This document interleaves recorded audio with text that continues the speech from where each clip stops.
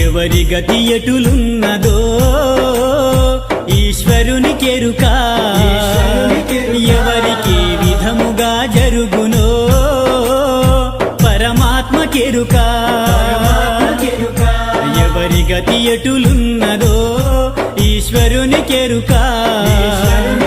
ఎవరికి విధముగా జరుగునో పరమాత్మకెరుక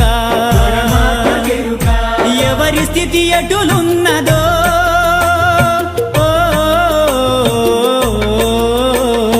ఎగసి ఎగసి పడుటే కాని